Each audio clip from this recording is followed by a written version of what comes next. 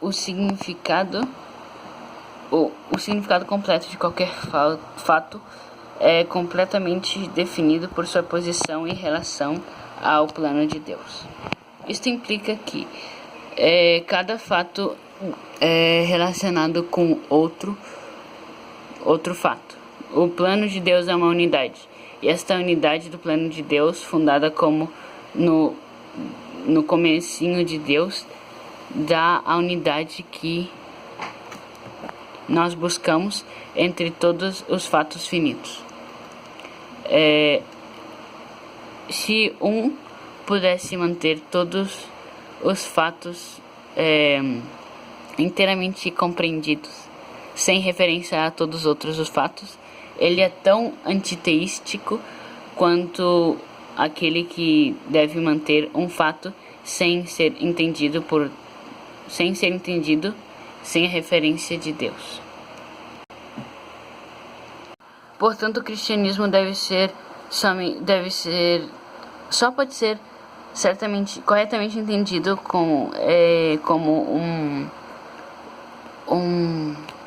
uma cosmovisão compreensiva. Na cosmovisão cristã, Deus, através de sua palavra revelada, provê sua moral racional para as criaturas com as preposições para uma epistemologia metafísica e ética cristã, a qual deve controlar todas as áreas do pensamento e da vida cristã.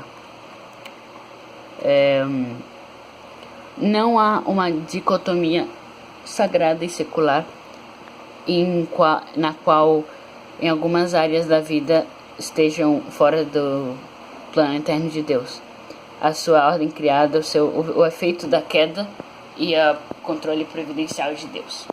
Jesus ensinou que o maior mandamento era amar ao Senhor com todo o coração, alma e mente. Portanto, as Escrituras nos dizem que nós devemos estar pensando nos pensamentos de Deus após Ele. Botando de outra forma, Jesus deve ser o Senhor dos nossos pensamentos. Como as nossas crianças vão aprender a amar a Deus com todas as suas mentes quando 6 horas no dia eles estão sendo ditos que não precisam amar a Deus em literatura, história, matemática e ciências, porque elas são matérias seculares? Como pode Jesus regrar sobre o pensamento das crianças, nas quais são inculcadas com uma mentalidade que, no melhor dos casos, ensina que Deus não é necessário para a educação? Essa dicotomia secular e sagrada faz com que Deus e sua palavra sejam irrelevantes para a maioria das áreas da vida. Não é nenhum milagre que as crianças da igreja cresçam ideologicamente esquizofrênicas, tendo um tipo de verdade e morais apropriadas para o mundo real e outra para a igreja. Incidentalmente, esse dualismo explica por que muitos evangélicos pensam e votam como pagãos fazem. Ademais, as distinções falaciosas entre sagrado e secular aumenta a raiz da natureza do pecado, como a autonomia de Deus. Nosso estudo de epistemologia já tem nos demonstrado que Deus é a fonte do conhecimento e verdade.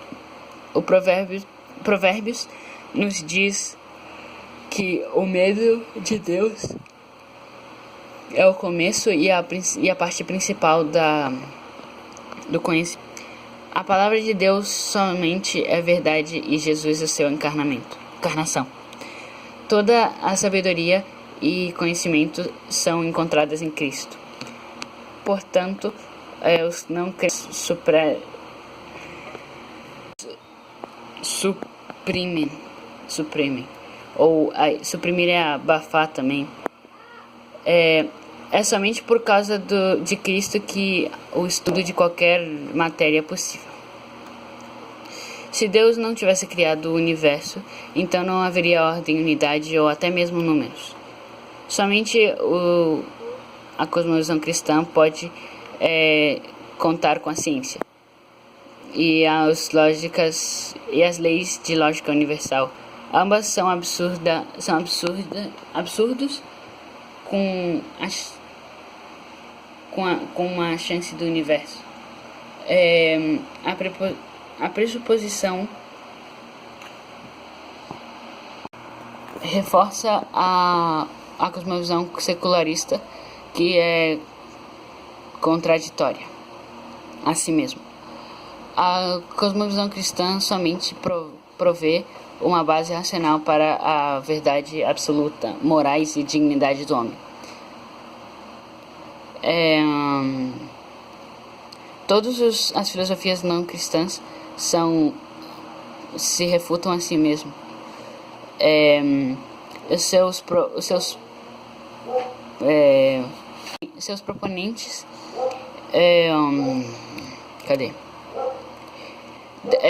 ou cientistas, eticistas ou professores não podem viver de acordo com seus próprios ensinamentos.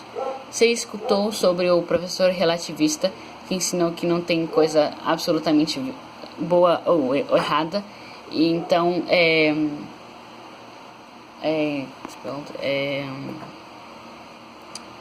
e expulsou o aluno por causa que ele colou na prova? Todos as cosmovisões cristãs devem pegar emprestado das coisas da cosmovisão cristã para fazerem sentido da vida e fazer a educação possível. Então eles se giram contra a cristandade e rejeitam ela, a única que dá uma cosmovisão racional. Isso é suicídio intelectual. No melhor dos casos, não crentes podem ensinar nossas crianças como contar, mas eles não podem contar na conta ou para qualquer outro fato que eles ensinam. Os cristãos ensinam em público, em escolas públicas. Só podem mostrar a verdade da cristandade, do cristianismo, nas escolas, quebrando as leis. A sutil e inevitável influência do Estado, da escola estatal, será a secularização de crianças, porque Deus é ignorado e a religião não pertence a todas as áreas da vida. Quando os parentes entregam as crianças àqueles que não honram Deus nem andam no seu conselho, e aqueles que não buscam as coisas no termo de sua palavra, suas crianças não avaliarão cada aspecto da vida através do ensinamento da palavra de Deus. Se nós damos às nossas crianças a quebradores de promessas, não se surpreenda quando eles cresçam e não sejam pessoas que guardadores de promessas. Em tais casos trágicos, não se reduzam ao a típica desculpa evangélica. Nós criamos nossas crianças certo, mas eles têm por sua própria vontade repudiado Deus. Pelo poder de Deus, a graça, alguns crianças cristãs podem sobreviver à indoutrinação pagã com mínimo